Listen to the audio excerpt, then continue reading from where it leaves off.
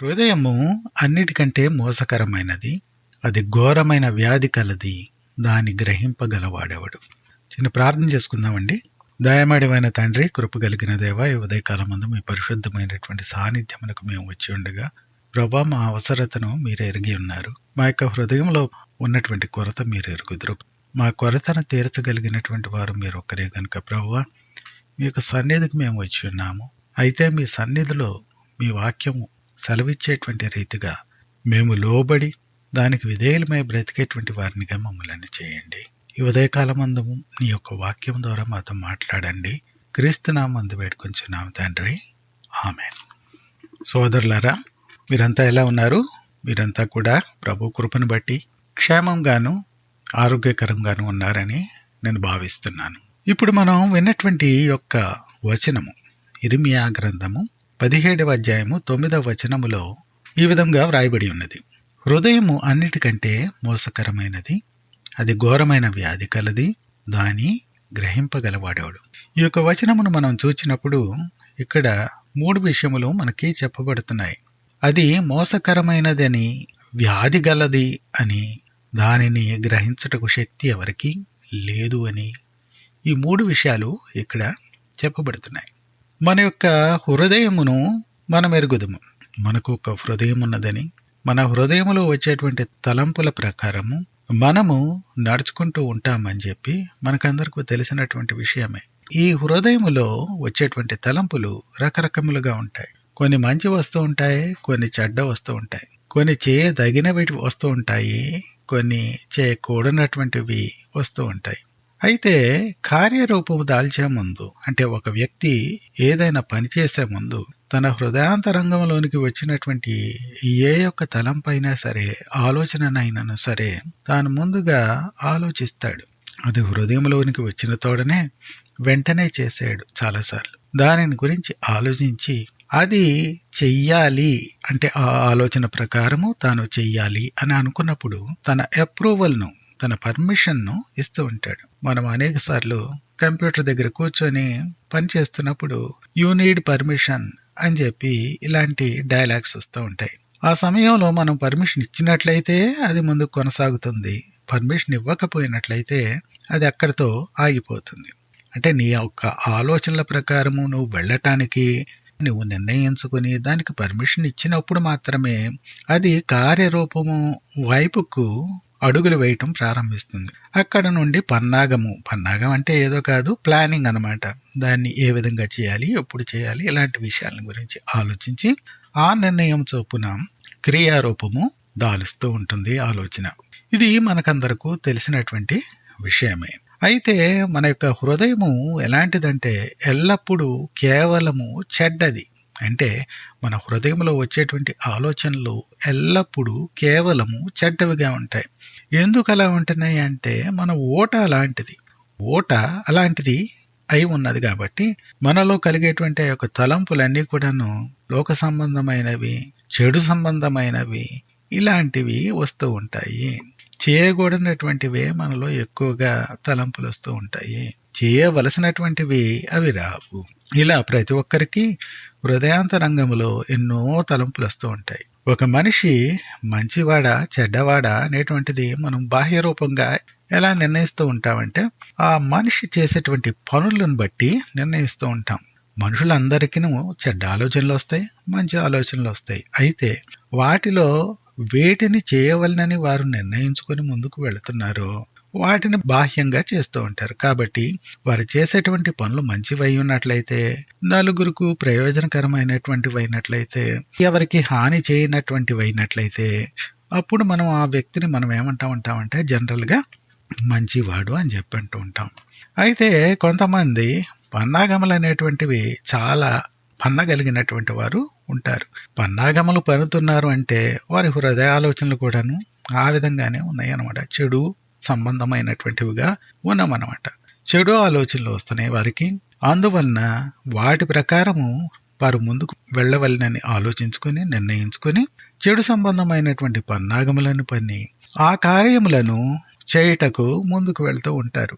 ఇలాంటి వారిని మనం ఏమంటూ ఉంటామంటే చెడ్డవారు అని చెప్పి అంటూ ఉంటాం.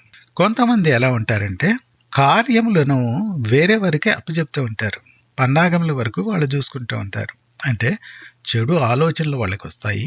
ఆ ఆలోచనలను ఏ విధంగా ముందుకు కొనసాగించాలి అనేటువంటి విషయంలో పన్నాగములు వారు పన్నుతూ ఉంటారు.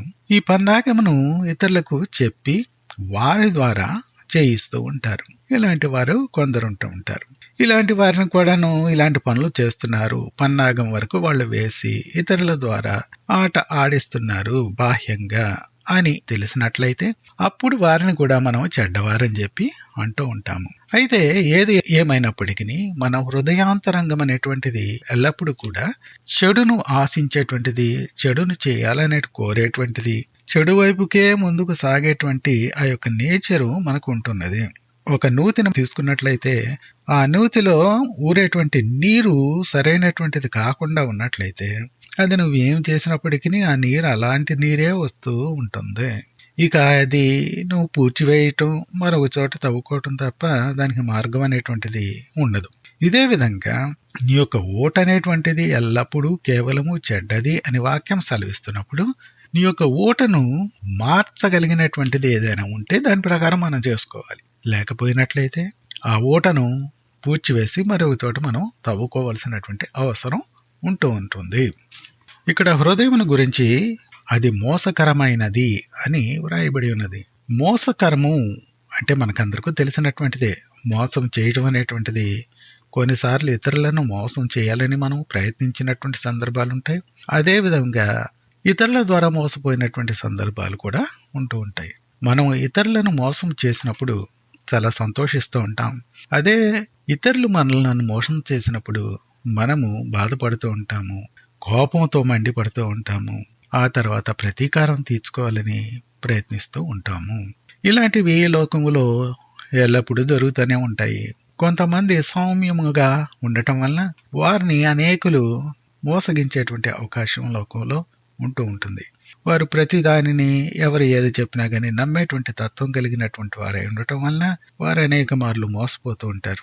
అదే సమయంలో ఎవరు ఏది చెప్పినా నమ్మకుండా, ఏ మనిషిని నమ్మకుండా తమ హృదయాలోచనల చొప్పుననే తాముకు వచ్చినటువంటి ఆ జిత్తుల మారి ఆ యొక్క తలంపుల చొప్పుననే కొనసాగించేటువంటి వారు చాలా మంది ఉంటూ ఉంటారు. ఇలాంటి వారితో కొంచెం మనం జాగ్రత్తగా ఉండాలి. మోసపోవటం అనేటువంటిది ఎప్పుడు జరుగుతుందంటే అది ఒక రకమైనటువంటి ఇంప్రెషన్ మనకి ఇచ్చి వేరొక రీతిగా మనలను వేరొక తప్పుదారిలోకి తీసుకుపోయినప్పుడు అప్పుడు మోసపోయామని చెప్తూ ఉంటాం. అంటే ఉదాహరణకు మనకు బంగారం అమ్ముతామని ఎవరైనా వచ్చారనుకుందాం.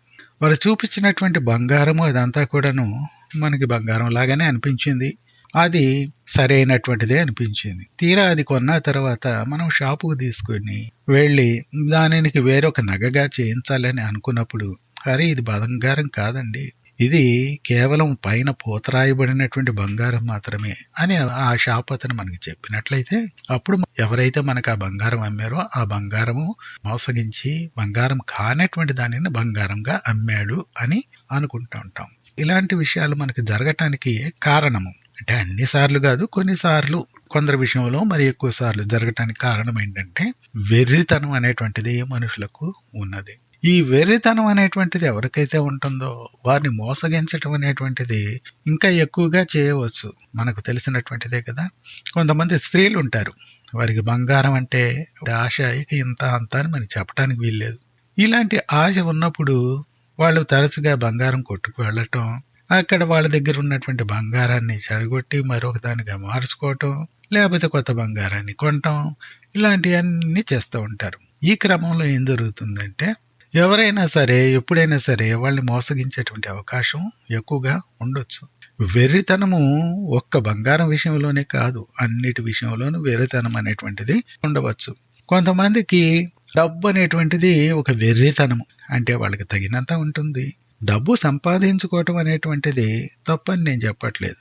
నువ్వు కష్టపడవలసి ఉన్నది ద్రవ్యంను సంపాదించుకొనవచ్చు నీ అవసరముల నిమిత్తమై. అయితే కొందరు వెర్రి పెట్టినట్లుగా ఇక అదే ప్రతి దినము రాత్రి నిద్రాహారములు మాని దాని వెంట పరిగెడుతూ ఈ లోక సంబంధంగా తమ ఆరోగ్యం విషయమై తీసుకునవలసినటువంటి జాగ్రత్తలు కూడా తీసుకునకుండా దాని వెనకాల పరిగెత్తేటువంటి వారు ఉన్నారు చూసారా, వారికి ధనమునకు సంబంధించినటువంటి వెర్రితనము ఉన్నదనమాట. కొంతమంది పెళ్లిళ్ళు ఉంటాయి. ఈ పెళ్లిళ్లలో కూడాను వెర్రితనం అనేటువంటిది చాలా మందిలో ఉంటూ ఉంటుంది. కట్నం బాగా తెచ్చేటువంటి అమ్మాయి కావాలని చెప్పి, బాగా అందంగా ఉన్నటువంటి పిల్ల కావాలని చెప్పి, బాగా ధనికుడైనటువంటి అబ్బాయి కావాలని చెప్పి, ఇంకా ఏయో కోరికలు ఉంటూ ఉంటాయి, మనకందరికీ తెలిసినటువంటివే.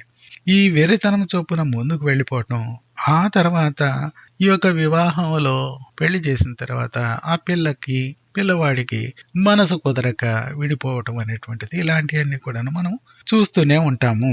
కాబట్టి మనలో వెర్రితనం అనేటువంటిది ఎంత ఉన్నది అనేటువంటిది మనం గమనించుకోవాలి. ప్రసంగి గ్రంథము 9వ అధ్యాయము 3వ వచనములో ఈ విధంగా వ్రాయబడినది: నరుల హృదయము చెడుతనముతో నిండి ఉన్నది, వారు బ్రతుకు కాలమంతయు వారి హృదయమందు వెర్రితనముండును. ఇక్కడ జాగ్రత్తగా మనం గమనించి చూస్తున్నట్లయితే, వారు బ్రతుకు కాలమంతయు వారి హృదయమందు వెర్రితనముండును అని దైవవాక్యం చెప్తూ ఉన్నది. ఈ వెర్రితనం అనేటువంటిది ఎవరికో కొందరికి పరిమితమైనటువంటిది కాదు. కొందరిలో ఎక్కువగా ఉండవచ్చు, కొందరిలో కొంత తక్కువగా ఉండవచ్చు. కానీ ప్రతి ఒక్కరిలోనూ ఈ వెర్రితనం అనేటువంటిది ఎంతో కొంత అనేటువంటిది ఉంటూ ఉంటుంది. అంతేకాదు, వారు బ్రతికినంత కాలం వారి హృదయంలో ఈ వెర్రితనము ఉంటూ ఉంటుంది. ఈ వెర్రితనమును మనం చాలాసార్లు లక్ష్య పెట్టము. ఈ వెర్రి వాళ్ళకి ఏది ఎక్కదు, బుర్రలోనికి వెళ్ళదు వాళ్ళకి. ఇది వద్దు, ఇది సరైనటువంటి సమయంలో ఎప్పుడైనా చేస్తే బానే ఉండొచ్చేమో గాని ఈ సమయంలో చేయదగినటువంటి పని కాదు అని చెప్పినట్లయితే ఈ సమయంలోనే చెయ్యాలి, ఇప్పుడే జరగాలది, అది జరిగి తీరాల్సిందే అని పట్టుపట్టి కూర్చుండేటువంటి వాళ్ళు అనేక మంది ఉన్నారు. అనేక గృహాల్లో అనేకమైనటువంటి పోరాటములు వీటి సంబంధంగానే భార్య భర్తల మధ్య, పిల్లలకు తల్లిదండ్రులకు మధ్య ఇవి సంభవించడానికి కారణం ఏంటంటే వెర్రితనం. ఇది చిన్నవాళ్లలోనే కాదు, యువకులలో కొంత ఎక్కువగా ఉండవచ్చు. అయితే పెద్దవాళ్లలో సహితము ఈ వెర్రితనం అనేటువంటిది మనం ఉండటం చూడవచ్చు. వాళ్ళకి ఉండేటువంటి వ్యామోహాలు వారి వయసులో ఉండవలసినటువంటి వ్యామోహాలు కాకుండా యువకులకు ఉండేటువంటి వ్యామోహాలు కొందరిని నాశనం చేసేస్తూ ఉంటాయి. ఈ విధంగా వేరేతనం అనేటువంటిది మనుషులకు జ్ఞానమును తీసివేసి బుద్ధిహీనంగా ముందుకు వెళ్లేలాగా వారిని చేస్తూ ఉంటుంది. కాబట్టి ఈ విషయంలో మనం చాలా జాగ్రత్త పడాలి. తర్వాత పాయింట్ ఏంటంటే, హృదయం అనేటువంటిది మోసకరమైనటువంటిది అని చెప్పబడినటువంటి అంశంలో అది ఇతరులను మోసం చేయటమే కాదు, నిన్ను కూడా మోసం చేస్తూ ఉంటుంది. అంటే అర్థం ఏంటంటే, నీ యొక్క హృదయంలో వచ్చేటువంటి ఆలోచనల చొప్పున ఇతరులను నువ్వు మోసం చేస్తున్నాను అని అనుకుంటూ ఉండవచ్చు.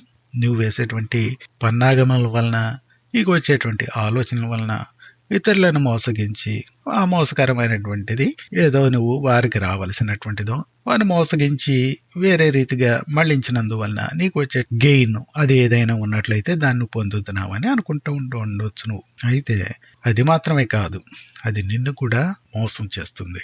ఈ మోసం అనేటువంటిది ఇతరులను మోసం చేయటం మాత్రమే కాదు, ఈ హృదయము నిన్ను కూడా మోసం చేస్తూ ఉంటుంది. అనేక మార్లు ఆశ చూపి మోసం చేస్తూ ఉంటుంది.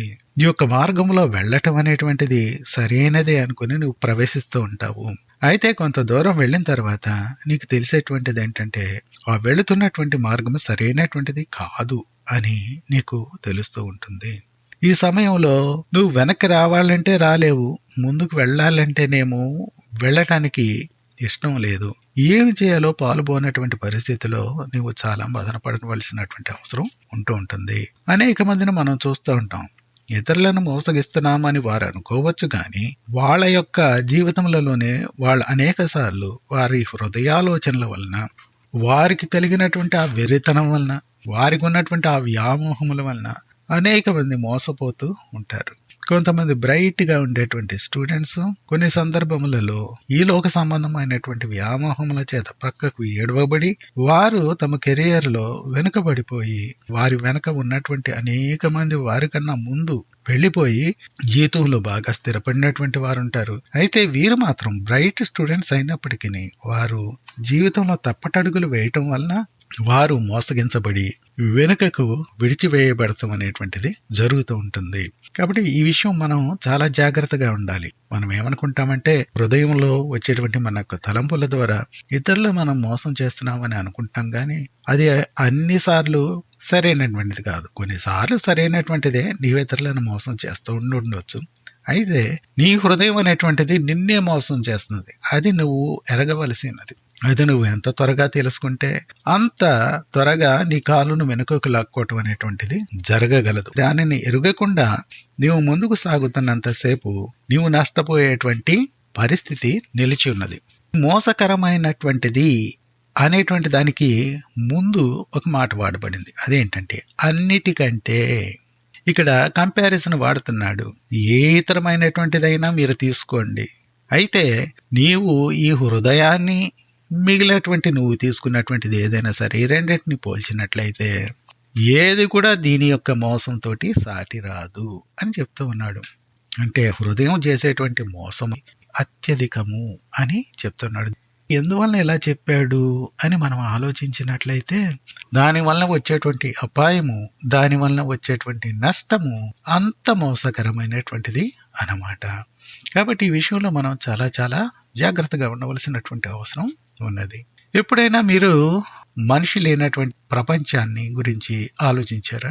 మనిషి గనుక ఈ యొక్క ప్రపంచంలో లేకుండా ఉన్నట్లయితే పాపం అనేటువంటి దానికి తావు లేదు.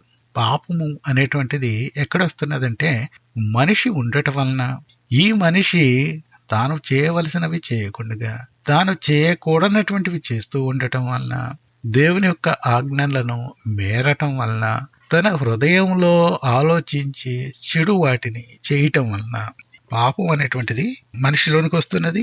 ఆ విధంగా ఈ ప్రపంచంలో కూడా పాపం అనేటువంటిది వస్తూ ఉన్నది. ఏ మనిషి ఈ యొక్క ప్రపంచంలో లేకుండా ఉన్నట్లయితే మనకి ఈ యొక్క పాపం అనేటువంటి దాని యొక్క ఊసే ఉండేది కాదనమాట. అయితే మనిషి చేసేటువంటి దుర్మార్గతలు ఏమంత పెద్ద ఉన్నవి, ఏం చేస్తున్నాడేంటి, ఎందుకంత అన్నిటికన్నా మోసకరమైనది తన హృదయం అని ఈ యొక్క గ్రంథకర్త చెప్తా ఉన్నాడు అని మనం ఆలోచించినట్లయితే మార్కు సువార్త 7వ అధ్యాయము 21 నుండి 23 వరకు మనం చూసినట్లయితే హృదయము సకలమైనటువంటి దుర్గుణములకు చోటిచ్చేటువంటి ప్రదేశంగా ఉంటున్నది అని చెప్పబడుతున్నది. సకలమైనటువంటి అంటే అన్ని నువ్వు ఏ విధంగా ఆలోచించుకుంటావో అన్ని రకములైనటువంటి దుర్గుణాలకి తావు, స్టార్టింగ్ ప్లేస్ అన్నమాట, చోటిచ్చేటువంటిదిగా ఈ యొక్క హృదయము ఉంటున్నట్లుగా మనకు చెప్పబడుతున్నది. అక్కడ ఏమని వ్రాయబడి ఉన్నదంటే లోపలి నుండి అంటే మనుషుల హృదయములో నుండి దురాలోచనలను, జారత్వములను, దొంగతనములను, నరహత్యలను, వ్యభిచారములను, లోభములను, చెడుతనములను, కృత్రిమ కామ వికారమును, మత్సరమును, దేవదూషణయు, అహంభావమును, అవివేకమును వచ్చును. ఈ చెడ్డవన్నీ లోపలి నుండి బయలువెళ్ళి మనుషుని అపవిత్రపరచునని చెప్పాను. ఇప్పుడు మనం విన్నటువంటి ఈ యొక్క లిస్టులో సరైనటువంటిది ఏదియో లేదు. మనం చెప్పినటువంటి ఈ యొక్క లిస్టులో ఉన్నటువంటి ఏ అంశాన్ని మనం తీసుకున్నా సరే జారత్వము, దొంగతనము, వ్యభిచారము ఇలాంటివన్నీ కూడాను చేయకూడనటువంటివి, వాక్యానుసారంగా మనము చేయకూడనటువంటి విషయములై ఉన్నవి. అవి సంఘంలో చేస్తున్నప్పుడు ఆ వ్యక్తిని సరైనటువంటి వ్యక్తిగా సంఘము గుర్తించదు. సకల విధములైనటువంటి దుర్గుణములకు చోటిచ్చేటువంటి ప్రదేశంగా హృదయం అనేటువంటిది ఉండటం వలన, అక్కడ నుండే అవన్నీ కూడా ప్రారంభం అవటం వలన, ఈ యొక్క లక్షణములన్నీ పుట్టేటువంటి స్థానము మన హృదయమై ఉండటం వలన అన్నిటికన్నా మోసకరమైనది మన హృదయం అని చెప్పబడినది. అన్నిటికన్నా మోసకరమైనటువంటి ప్రతి వారిలోనూ ఉన్నది, ఏ ఒక్కరిలోనూ అది మిస్సింగ్ ఏం కాదు. అయితే దానిని నియంత్రించుకున్నట్లయితే అప్పుడు నీవు మంచి మనిషిగా ఉండగలవు. అది నియంత్రించినప్పుడు నీవు పాపిగానే కొనసాగగలవు. దానిని నియంత్రించేందుకు ఏమైనా మార్గం ఉన్నదా లేదా అనేటువంటిది తర్వాత మనం చూద్దాం. ఇప్పటి వరకు మనం చూచినటువంటిది హృదయము ఏ విధంగా మోసకరమైనటువంటిది, అది అన్నిటికన్నా ఏ విధంగా మోసకరమైనటువంటిది అనేటువంటి ఈ 2 అంశాలని పరిశీలించాం. ఇప్పుడు తర్వాత మాటకు వెళదాం. అదేమని వ్రాయబడి ఉన్నదంటే హృదయము ఘోరమైన వ్యాధి కలది. ఇక్కడ మనం చూసినప్పుడు దానికి వ్యాధి కూడా ఉన్నట్లుగా మనం చూస్తూ ఉన్నాం. వ్యాధులను గురించి మనం ఆలోచించినప్పుడు కొన్ని వ్యాధులు అంత ప్రమాదకరమైనవి కావని మనకు తెలుసు. అయితే కొన్ని వ్యాధులు బాగా ప్రమాదకరమైనవని మనకు తెలుసు. కొన్ని రకాలైనటువంటి వ్యాధులకు మందులు ఉంటే, చికిత్స అనేటువంటిది ఉంటే, కొన్ని రకాలైనటువంటి వ్యాధులకు చికిత్స అనేటువంటిది లేదు. ఎందుకంటే వ్యాధి లక్షణములను మనం తెలుసుకున్నప్పుడు, అంటే సైంటిస్టులు ఈ వ్యాధి యొక్క లక్షణములేంటి, ఎందుకు వస్తున్నది, ఇలాంటివన్నీ కూడా పరిశీలించినప్పుడు దానికి రెమెడియల్గా వాళ్ళు ఏం చేస్తారంటే మందును కనిపెట్టడం అనేటువంటిది చేయగలరు. అయితే వ్యాధి యొక్క లక్షణములే మనకు తెలియనప్పుడు, వ్యాధి యొక్క నేచరే, దానికి ఉన్నటువంటి గుణములే మనకు తెలియనప్పుడు దానికి ఇంకా మందు ఏం కనిపెడతారు? ఆ కోవకు చెందినటువంటిది ఈ యొక్క వ్యాధి. ఏ వ్యాధి? హృదయమునకు సంబంధించినటువంటి వ్యాధి. ఇక్కడ ఒక ఎడ్జెక్టివ్ కూడా వాడాడండి, ఘోరమైన వ్యాధి కలది. మామూలు వ్యాధి కాదు ఇది, ఇది ఘోరమైనటువంటి వ్యాధి గలది. దీని యొక్క ఇంటెన్సిటీని గురించి, ఈ వ్యాధి యొక్క సివియారిటీని గురించి, వ్యాధి యొక్క తత్వాన్ని గురించి ఇక్కడ తెలియజేస్తూ ఉన్నది. హృదయము మోసకరమైనటువంటిది, అయితే అది ఘోరమైనటువంటి వ్యాధి కూడా కలిగినటువంటిదే. మనకు తెలిసినట్లుగా వ్యాధిగ్రస్తుల నుండి సరైనటువంటి సేవలను మనము ఎక్స్పెక్ట్ చేయలేము. ఎందుకంటే వ్యాధిగ్రస్తుడు తనకు బలహీనతలు ఉన్నాయి కాబట్టి తన బలహీనతల చొప్పున తాను సరైనటువంటి మేలుకరమైనటువంటి సేవలను అందించలేడు. అదేవిధంగా మన యొక్క హృదయం ఎప్పుడైతే ఘోరమైనటువంటి వ్యాధి కలిగినటువంటిదిగా ఉంటున్నదో ఆ సమయంలో అది సరైనటువంటి విధంగా, అది పని చేయవలసినటువంటి విధంగా అది పని చేయదు. దాని నుండి మేలైనటువంటి సేవలను నీవు ఊహించలేవు. ఆ పరిస్థితిలో మన యొక్క హృదయములు అనేటువంటివి ఉంటున్నవి. ఈ విషయమును ముందుగా మనం తెలుసుకోవాలి.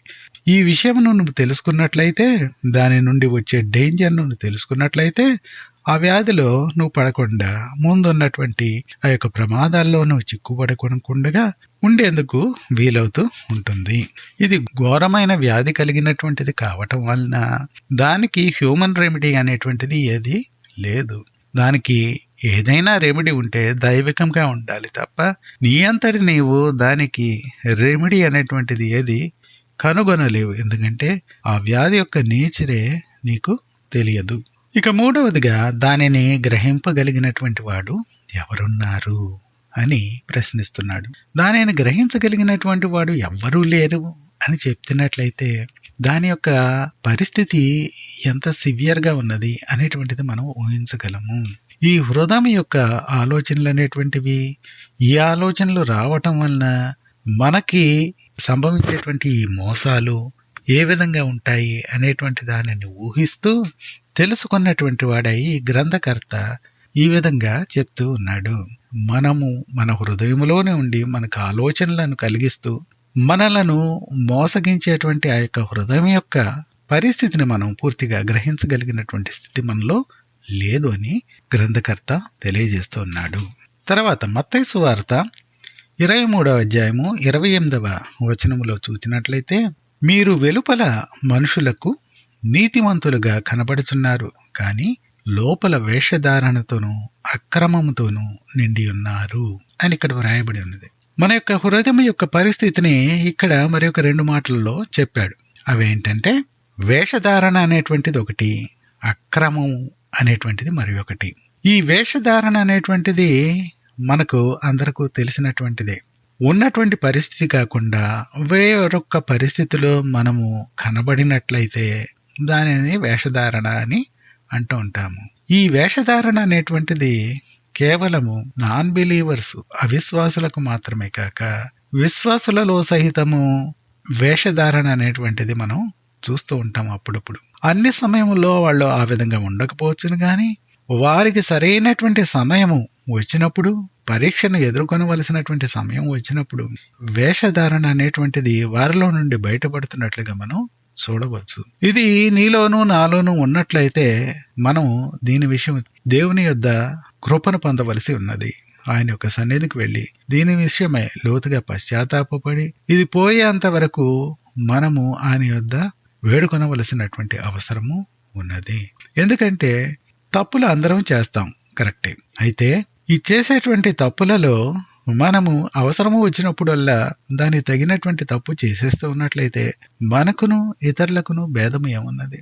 ఇతరులు భయం లేకుండా చెప్పేటువంటి అబద్ధాలనే నీవు ఇతరులు వింటున్నప్పుడు, ఇతరులు తెలుసుకుంటారు అనుకున్నప్పుడు, లేకపోతే నీ సంఘ సభ్యులు దగ్గరలో ఉన్నప్పుడు అబద్ధాలు చెప్పవు. గాని నీవు ఒంటరిగా ఉన్నప్పుడు, నీకు అవసరం పడినప్పుడు వెంటనే నీవు అబద్ధం చెప్పేసినట్లయితే నీకును బయట ఉన్నటువంటి అవిశ్వాసికిని తేడా ఏమన్నది? మనం జాగ్రత్తగా ఉండవలసినటువంటి అవసరము ఉన్నది.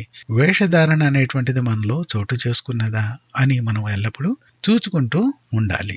ఈ వేషధారణ అనేటువంటిది మోసకరమైనటువంటి బ్రతికేటువంటి వారిలో వాడేటువంటి ఒక మార్గమై ఉన్నది. ఈ వేషధారణ ద్వారా వారు ఏం చేస్తూ ఉంటారంటే తమ యొక్క మోసకరమైనటువంటి పనులను జరిగేలా చూసుకుంటూ ఉంటారు. అదేవిధంగా అక్రమము అనేటువంటిది కూడా ఇక్కడ వ్రాయబడి ఉన్నది. అక్రమము అంటే క్రమము లేనటువంటి పరిస్థితి. నువ్వు ఏవైతే చేయవలసినదో వాటిని చేయకుండగా వాటి నుండి దూరంగా పక్కకు తొలగిపోయి వేరొక విధంగా పెడుతున్నట్లయితే అది అక్రమము అని చెప్పి అంటూ ఉంటారు. నువ్వు వేషధారణతోనూ అక్రమముతోనూ నిండినటువంటి వాడివైనట్లయితే అప్పుడు నీ హృదయము నిన్ను మోసగించింది అని నీవు గుర్తించాల్సినటువంటి అవసరం ఉన్నది. ఈ విషయములు ఎప్పుడు మనలో కనబడినప్పటికీ మనము వాటి నిమిత్తమే దేవుని యొద్ద వేడుకొనవలసినటువంటి అవసరం ఉన్నది. తర్వాత హెబ్రీయులకు రాయబడినటువంటి పత్రిక 3వ అధ్యాయము 12వ వచనంలో ఈ విధంగా వ్రాయబడి ఉన్నది. సహోదరులారా, జీవము గల దేవుని విడిచిపోవునట్టు విశ్వాసము లేని దుష్ట హృదయము మీలో ఎవని అయిందైనను ఒకవేళ ఉండునేమో అని జాగ్రత్తగా చూచుకొనుడి. ఇక్కడ అవిశ్వాసాన్ని గురించి చెప్తూ ఉన్నాడు. నీవు విశ్వాసిగా ఉన్నట్లయితే ఆ విశ్వాసము ఏ యొక్క హృదయంలో నుండి అయితే వస్తున్నదో అదే హృదయంలో నుండి అవిశ్వాసపు తలంపులు కూడా ఒక్కొక్కసారి నీకు రాగలవు. ఉదాహరణకు మనం చూసినట్లయితే జాన్ ది బ్యాప్టిస్ట్, ఆయన్ను మనం చూసినప్పుడు, బాప్తిస్మిచ్చి యోహాను చూసినప్పుడు తాను ప్రభు యొక్క మార్గమును సరళం చేటుకు వచ్చినటువంటి వ్యక్తిగా చెప్పబడినది. అయితే తనకు ఒక సమయంలో అనుమానం వచ్చింది, రాబో వాడవు నీవేనా, లేకపోతే మరి ఒకని కొరకు మేము కనిపెట్టుకొనవలనా అని తన శిష్యుల్నిచ్చి ప్రభువును అడిగేందుకు పంపించాడు. ఈ విషయమును మనం గమనించినప్పుడు తాను విశ్వాసం కలిగినటువంటి వాడు మార్గమును సరళం చేయవలసినటువంటి వాడే. కానీ తనలో కూడా అవిశ్వాస తలంపు అనేటువంటిది తన హృదయంలో నుండే వచ్చినటువంటిది. ఈ విధంగా అవిశ్వాస తలంపులు అనేటువంటివి మనకు అప్పుడప్పుడు రావచ్చు. విశ్వాసిగా ఉన్నప్పటికీ నీ యొక్క అనుభవం ఎంతగా ఉన్నప్పటికీ విశ్వాసిగా ఎన్నో విషయములను నువ్వు చూసినటువంటి వాడుగా ఉన్నప్పటికీ ఒక్కొక్కసారి నీలో అనుమానములు అనేటువంటివి రావచ్చు. అయితే ఆ అనుమానములను వాటినే ఫాలో అవుతూ ప్రభువునందల విశ్వాసమును విడిచిపెట్టివేసి ఆ అవిశ్వాసమునకు తావిచ్చి వాటి వైపునకు నీవు మొగ్గు చూపుతూ ఆ బాటలో నువ్వు ముందుకు వెళుతున్నట్లయితే అప్పుడు నీ విశ్వాసాన్ని కోల్పోయేటువంటి ప్రమాదం అనేటువంటిది ఉన్నది. కాబట్టి ఈ అవిశ్వాసం అనేటువంటిది మనలో చోటు చేసుకోనకుండా జాగ్రత్త పడవలసినటువంటి అవసరము ఉన్నది. వేషధారణ, అక్రమము, అవిశ్వాసము ఇవన్నీ కూడాను మన హృదయ పరిస్థితిని బట్టే వస్తూ ఉన్నట్లుగా మనం గమనించవచ్చు. మన హృదయం అనేటువంటిది ఘోరమైనటువంటి వ్యాధి కలిగినటువంటిది, అది మోసకరమైనటువంటిది. కాబట్టి మనలో ఇవన్నీ కూడాను అప్పుడప్పుడు తొంగి చూస్తూ ఉన్నట్లుగా మనం గమనించవచ్చు. తర్వాత ప్రసంగి గ్రంథము 8వ అధ్యాయము 11వ వచనంలో మనం చూసినట్లయితే ఏమని వ్రాయబడి ఉన్నదంటే, దుష్క్రియకు తగిన శిక్ష శీఘ్రముగా కలుగకపోవుట చూచి మనుషులు భయము విడిచి హృదయపూర్వకంగా దుష్క్రియలు చేయుదురు అని వ్రాయబడి ఉన్నది. ఇక్కడ మన హృదయం యొక్క పరిస్థితి ఇంకో యాంగిల్లో చెప్పబడుతున్నది.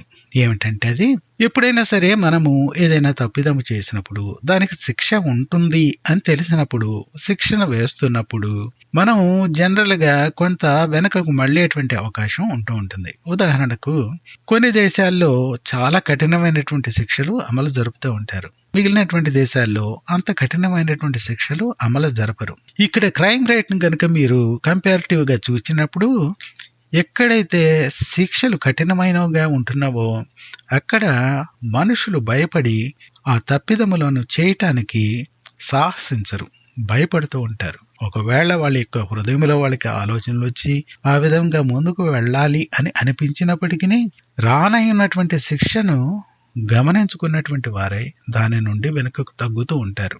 ఈ విధంగా ఈ అరబ్ కంట్రీస్ లో క్రైమ్ రేటు తక్కువగా ఉన్నట్లుగా మనకి స్టాటిస్టిక్స్ తెలియజేస్తున్నాయి. అదే ఇతర దేశాలు కొన్నిట్లో అసలు లాలెస్నెస్ అంటే అక్కడ అసలు నియంత్రణ అనేటువంటిది లేనే లేదు. ఎవరు ఏది తోస్తే ఎప్పుడు ఏది చేయాలనుకుంటే ఆ విధంగా చేసేయటం అనేటువంటిది, ఈ విధంగా అక్కడ విచ్చలు విడతనం అనేటువంటిది చాలా ఎక్కువగా ఉన్నట్లుగా మనం గమనించవచ్చు. ఇప్పుడు పాపమునకు తగినటువంటి శిక్ష వెంటనే రాకపోవటం మనం చూచి ఇక ఇలానే ఉంటుంది, శిక్ష ఎప్పటికీ రాదు అనేటువంటి ధైర్యం చేత మనుషులు చాలా మంది అదే బాటలో నడుస్తూ తమ యొక్క తప్పిదములను యథేచ్ఛగా చేస్తూ ముందుకు సాగిపోతున్నట్లుగా ఇక్కడ వాక్యము సెలవిస్తున్నది. అయితే దైవ గ్రంథం ఏమని చెప్తున్నదంటే మనుషులు పలికేటువంటి ప్రతి వ్యర్థమైన మాట విషయము కూడా విమర్శ దినమందు లెక్కను అప్పగించవలసి ఉన్నది అని చెప్తూ ఉన్నది. అయితే అది జరిగే వరకు ఇది జరగట్లేదు కదా, ఎప్పటికీ జరగదు అనేటువంటి మొండి ధైర్యం చేత, ఈ భ్రమ చేత మనుషులు తమ తప్పిదములను యథేచ్ఛగా చేసేస్తూ ఉన్నారు. కానీ నేనును ఒక విశ్వాసిగా జ్ఞాపకం ఉంచుకోవాల్సినటువంటి విషయం ఏమిటంటే ప్రభువు తన మాటను నిరర్ధకము చేసేటువంటి వాడు కాడు, తన మాట చొప్పున జరిగించి తీరేటువంటి వాడు.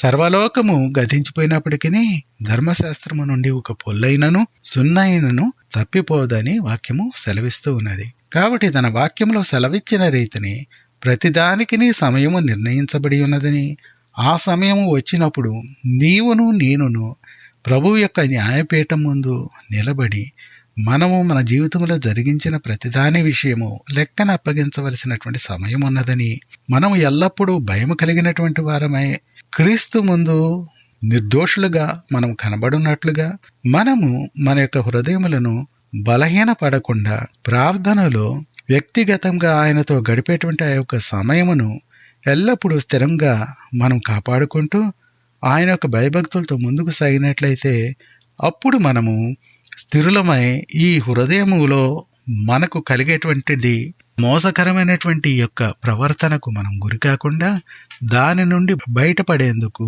మనకు వీలుంటుంది.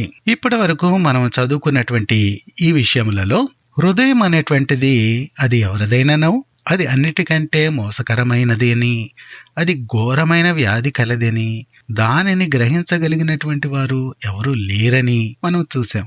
అదే విధంగా మన యొక్క హృదయములు వేషధారణతోనూ అక్రమముతోనూ అవిశ్వాసంతోనూ నిండుకొని ఉండగలవని మనం చూసాం. చివరగా దుష్కార్యములు చేయుటకు ధైర్యం అనేటువంటిది మనం చేసినటువంటి తప్పిదములకు వెంటనే కలుగకపోవటం వలన మనుషులు తమ యొక్క భయమును విడిచి హృదయపూర్వకంగా తమ యొక్క చెడు కార్యములు జరిగించుతున్నారని ఇక్కడ గ్రంథకర్త చెప్పటం మనం విన్నాము. సరే, ఇప్పుడు హృదయమునకు ఉన్నటువంటి లక్షణములు ఇవన్నీ ఉంటే ఇప్పుడు దీని నుండి మనిషికి విముక్తి అనేటువంటిది లేదా అనేటువంటి ప్రశ్న చూద్దాం. మనకి విముక్తి అనేటువంటిది ఉన్నది. ఒక విశ్వాసిగా నీవు వీటన్నిటి నుండి దూరంగా ఉండవలనని చెప్పి ప్రభువునందు విశ్వాసం ఉంచినటువంటి వాడివై ఆయన యొద్దకు వచ్చి ఆయన యందు నిలచి ఆయనతో కొనసాగుటకు ప్రమాణము చేసి నీ యొక్క విశ్వాస జీవితమును ప్రారంభించున్నావు. అయితే ఈ యొక్క మార్గం అనేటువంటిది నీవు బ్రతికినంత కాలము కొనసాగవలసి ఉన్నది. ఈ మార్గములో కలిగేటువంటి అనేకమైనటువంటి పరీక్షలకును కీడులకును అపాయములకును అవిశ్వాసములకును మనము భయపడి ఒక్కోసారి వెనుకకు జారిపోవటం అనేటువంటిది సహజంగా జరుగుతూ ఉంటుంది. అయితే జారిపోయినప్పుడు మరింత ధైర్యం తెచ్చుకుని మరిన్ని తప్పిదములు ఎక్కువ చేయటం అనేటువంటిది అది కూడా పొంచి ఉన్నటువంటి ప్రమాదము. కాబట్టి ఒక విషయంలో గనుక నీవు జారిపోయినట్లయితే తప్పిపోయినట్లయితే వెంటనే నీవు దేవుని యొక్క సన్నిధిలోనికి తిరిగి రాగలిగినట్లయితే వెంటనే నిన్ను నీవు పరీక్షించుకొని నీ యొక్క తప్పిదమును ఒప్పుకొని విడిచిపెట్టి తిరిగి దేవుని యొక్క సన్నిధికి చేరినట్లయితే ప్రభువు నిన్ను అంగీకరించి తన మార్గంలో నడపగలిగినటువంటి శక్తి కలిగినటువంటి వాడై ఉన్నాడు. వీటన్నిటి నుండి నీవు జాగ్రత్తగా ఉండాలంటే ఒకటే ఒక మార్గము నీకు ఉన్నది. అదేంటంటే ప్రభు యొద్ద నీవు నిలిచి ఉండుట అనేటువంటిది మాత్రమే. నీవు ప్రభు యొద్దకు వచ్చావు, మంచిది. అయితే ప్రభు యొద్ద నీవు నిలిచి ఉండవలసి ఉన్నది. ప్రభువు నుండి దూరంగా నువ్వు వెళ్ళిపోతున్నప్పుడు అప్పుడేమవుతుందంటే ఈ లోక సంబంధమైనటువంటి వాటి యొక్క బారిన నువ్వు పడుతూ ఉంటావు. కోడి పిల్లలను ఒకసారి చూస్తూ ఉంటాము. తల్లి నుండి దూరంగా వెళ్ళిపోతూ ఉంటాయి. తల్లి చాలా బాధపడుతూ ఉంటుంది. ఇక్కడ ఉన్నటువంటి పిల్లల్ని జాగ్రత్తగా చూసుకోవాలా, ఆ దూరంగా వెళ్ళిపోయినటువంటి ఆ ఒక్క పిల్ల కోసం వెళ్ళాలా, అటు వెళ్ళాలో తెలీదు, ఇటు రావాలో తెలీదు, అక్కడక్కడే తిరుగుతూ వీటన్నిటిని ఓ చోట చేర్చి జాగ్రత్తగా ఉంచటానికి తల్లి పడేటువంటి ఆ యొక్క ప్రయాస ఎంతో గమనించదగినటువంటిదిగా ఉంటూ ఉంటుంది. అయితే కొన్నిసార్లు పిల్లలకు తెలియకుండా తల్లి నుండి దూరంగా వెళ్ళిపోయినప్పుడు ఆకాశ పక్షులు అనేటువంటివి ఏదో ఒకటి వచ్చి వాటిని వెతుకొని పోవటం అనేటువంటిది మనం చూస్తూ ఉంటాం. అదేవిధంగా మనం కూడా దేవుని యొక్క సన్నిధిలో నిలిచి ఉండకుండా దేవుని నుండి దూరంగా వెళ్ళిపోయి మరి ముఖ్యంగా ఒంటరి ప్రార్థనను నెగ్లెక్ట్ చేస్తూ దేవుని యొక్క సన్నిధి నుండి దూరంగా వెళ్ళిపోతున్నప్పుడు వాక్యం అనేటువంటిది నీకు సహించనటువంటిదిగా తయారవుతున్నది అని అనిపించినప్పుడు నువ్వు వెంటనే తెలుసుకోవాల్సినటువంటిది ఏంటంటే ప్రభు యొద్ద నీకు స్పిరిచువల్ ఆడిట్ అనేటువంటిది జరపవలసినటువంటి అవసరం ఉన్నది. ఆ ఆడిట్ ప్రకారము దేనిలో కొరతగా ఉన్నావో దాని విషయమై నిన్ను నీవు తగ్గించుకొని మరలా ప్రభు సన్నిధిలో నిలిచి ఉండవలనంటే ఏ విధంగా ముందుకు సాగవలసినది అనేటువంటి దానిలో నీ యొక్క నిర్ణయమును తీసుకుని ముందుకు సాగినట్లయితే ఆ విధంగా నిలిచి ఉండుటకు కుదురుతుంది. లేనట్లయితే వెనుకకు జారిపోయి ఒక్కొక్క స్టెప్ జారిపోయి పూర్తిగా చల్లారిపోయినటువంటి వాడుగా నీవు అయిపోగలవు. అనేక మంది ఈ యొక్క విశ్వాస జీవితంలో ఎలా ఉంటున్నారంటే కేవలము వారికి ఆ మొట్టమొదట దేవుని యొద్దకు వచ్చినప్పుడు ఆయనతో చేసినటువంటి ఆ యొక్క ప్రమాణము తప్ప ఆ తర్వాత విశ్వాసిగా వారికి ఉండవలసినటువంటి ఆ యొక్క సాక్ష్యం అనేటువంటిది ఉండట్లేదు. విశ్వాసిగా నీకు ఎంతో సాక్ష్యము ఉండగలదు. ఎందుకంటే ప్రతిదినము నీకు ఒక సవాలుగా ఉంటున్నది. అందరు వెళ్ళేటువంటి మార్గము ఒక రకంగా ఉంటే నువ్వు వెళ్ళేటువంటి మార్గం వేరుగా ఉంటుంది. నువ్వు వెళ్ళవలసిన మార్గం వేరు. అందరు చేసినట్లు నువ్వు చేయలేవు. కాబట్టి ఈ లోకంలో నీకు పోరాటములు అనేటువంటివి ఉంటాయి, పరీక్షలు అనేటువంటివి ఉంటుంది. అప్పుడప్పుడు కాలు జారటం అనేటువంటిది ఉంటుంది. అదేవిధంగా మళ్ళీ లాక్కోవటం అనేటువంటిది ఉంటుంది. కొన్నిట్లోనేమో నీకు జయం ఉంటుంది, కొన్నిట్లో అపజయం అనేటువంటిది ఉంటుంది. ఈ విధముగా నీవు ఒక విశ్వాస జీవితంలో నీకు సిపాయిగా సైనికునిగా ఉండవలసినటువంటి అనేకమైనటువంటి ఈ యొక్క అనుభవములు నీకు ఉండగలవు. అయితే నీకు ఏ అనుభవము లేదు. ఈ మధ్యలో నేనెప్పుడో ఒక 20 సంవత్సరాల క్రితం 30 సంవత్సరాల క్రితం రక్షణ పొందానండి. అయితే ఈ 30 సంవత్సరాల్లో నీకు ఏం జరిగింది? ప్రభువును నీవు సొంత రక్షకునిగా అంగీకరించి విశ్వాస జీవితంలో నువ్వు యాత్రలో ముందుకు వెళుతున్నప్పుడు నీకు ఏ విధమైన పోరాటములు ఎదురైనాయి? ఆ పోరాటంలో ఏ విధమైన అపజయాల్ని నువ్వు చూసావు? వాటి నుండి విముక్తి పొందటానికి ఏ విధంగా ప్రయత్నించావు? నీవు జయములు చూచిన తర్వాత ఇతరులను జయము పొందేటువంటి వారిగా నువ్వు చేసేవా? ఇలాంటి విషయములన్నిటిలోనూ నీకు ఎంతో అనుభవం కలిగి ఉండవలసినటువంటి వాడవై ఉంటుండగా నీవు అలాంటి అనుభవములను ఏమీ లేనటువంటి వాడవై ప్రార్థనలో ఇతరులను ఎత్తిపట్టేటువంటి వాడవుగానైనాను, వాక్యములో ఇతరులను బలపరిచేటువంటి వాడవుగానైనాను నీవు ఉండనట్లయితే నీ యొక్క పరిస్థితి కేవలము పేరుకు మాత్రమే విశ్వాసాన్ని నువ్వు గుర్తించి గమనించవలసి ఉన్నది. ఇక్కడ ఒక విషయం మనం మర్చిపోకూడదు. అదేమిటంటే హృదయం అనేటువంటిది దాని యొక్క ఓటే చెడ్డది. ఆ ఓట నుండి ఎప్పుడు కూడాను సరైనటువంటివి రావు. ఎందుకంటే సహజంగానే ఆ యొక్క ఓట నుండి వచ్చేటువంటి జలములు చెడ్డవగానే ఉంటాయి. అయితే ఆ జలములను నీవు వాడుకోవాలా? ఆ జలములను తీసివేసి ప్రభు యొక్క సన్నిధిలోనికి వచ్చి వాటిని నూతనమైన జలముగా మార్చుకొని వాటిని వాడుకోవాలా అనేటువంటిది నీవు నిర్ణయించుకోవలసినటువంటి వాడివై ఉన్నావు. నీ యొక్క అనుమతి లేకుండా సాతానుడు ఏ విధంగానూ ఎట్టి పరిస్థితుల్లోనైనాను తన పనిని నీ ద్వారా చేయలేడు. కాబట్టి నీవు భయముతోనూ వణుకుతోనూ ప్రభు యొద్ద నిలిచి ఈ లోకములో మనకు ఎదురయ్యేటువంటి ప్రతి ఒక్క శోధనను ఎదిరించి నిలవగలిగినటువంటి వాడుగా ఉండాలి. వేషధారణ అనేటువంటిది మనము విడిచిపెట్టవలసినది. చాలా మంది వేషధారణ బ్రతుకుతూ ఉంటారు. దానివల్ల నీకు ప్రయోజనం లేదు, ఇతరులకు కూడా ప్రయోజనకరంగా ఉండదు అది. ఎందుకంటే ఈ రోజు నువ్వు భక్తి గలవాడివిగా కనపడుతున్నావు, బానే ఉంది, అందరు నిన్ను భక్తి గలవాడని అనుకుంటున్నారు. అయితే కొద్ది దినములైన తర్వాత నీవు చేసేటువంటి మోసాలు, నీవు తీసుకునేటువంటి ఆ యొక్క లంచాలు, నీవు నడుస్తున్నటువంటి ఆ యొక్క చెడు నడత బయటకు వచ్చినట్లయితే నీవు తల ఎత్తుకొని తిరగలేనటువంటి వాడుగా ఉంటావు. నీవు ప్రభు యొక్క సన్నిధిలో మొదటి నుండి చెడువాడుగానే ఉన్నావని నీ యొక్క మనసాక్షికి తెలిసినప్పుడు నీవు ప్రభు యొద్ద స్థిరపడవలసినది. ప్రభు యొద్దకు వెళ్ళి నీ యొక్క తప్పిదములను ఒప్పుకొని సరిచేసుకొనవలసి ఉన్నది. నీవు దేవుని యొక్క సన్నిధిలో గనక నిందారహితుడుగా ఉండగలిగినట్లయితే అప్పుడు దేవుడు నిన్ను ఆశీర్వదించగలిగినటువంటి వాడై ఉంటాడు.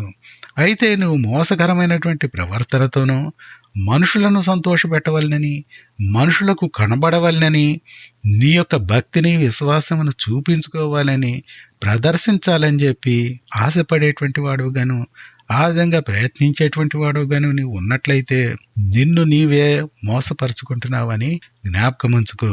నీవు సెల్ఫ్ ప్రైజ్ అనేటువంటి దాన్ని ఎన్నడూ సేవలో ఆశించేటువంటి వాడుగా ఉండకూడదు. ప్రభువు మాత్రమే, ఆయన మాత్రమే, ఆయనకు నామము మాత్రమే మహిమపరచబడాలని చెప్పి నీవు నిన్ను ఎన్నడూ కనపరుచుకునేటువంటి వాడవుగా ఉండకూడదు. ఈ దినాల్లో మనం చూసినట్లయితే విస్తారమైనటువంటి ఈ యొక్క పబ్లిసిటీ, ఈ పబ్లిసిటీలో ఫలాని వారు డాక్టర్, బిషప్, రెవరెండ్ రకరకములైనటువంటి పదాలను ఉపయోగిస్తూ మనుషులకు తమ్మును తాము ప్రదర్శించుకుంటూ పెద్దవారని చెప్పి, ఇంటర్నేషనల్ స్పీకర్ అని చెప్పి, రేడియో ప్రసంగికులు అని చెప్పి, టీవీ వర్తమానం చెప్పేటువంటి వారని చెప్పి, ఇంకేవేవో చెప్తూ తమ్మును తాము ప్రదర్శించుకునేటువంటి తత్వం మనుషులలో ఎక్కువైపోతున్నది. దీని నుండి మనము మన హృదయములను వెనుకకు తీసుకొని నేను కాను క్రీస్తే, క్రీస్తు మాత్రమే నా ద్వారా మహిమపరచబడవలసినది అని ఒకే ఒక ధ్యేయం కలిగినటువంటి వారమై ముందుకు సాగినట్లయితే అప్పుడు దేవుడు తన యొక్క నామమును ఘనపరచుకోవటానికి నీవు ఒక పాత్రగా పనిచేసినటువంటి వాడుగా ఉండగలుగుతావు. ఆ విధంగా ఉండున్నట్లుగా దేవుడు మనకు సహాయము చేయనుగాక. చిన్న ప్రార్థన చేసుకుందామండి. దయామడిమైన తండ్రి, ఈ ఉదయకాలమందు మీరు ఇచ్చినటువంటి యొక్క వర్తమానం నిమిత్తమై మీ పాదములకు వందములు.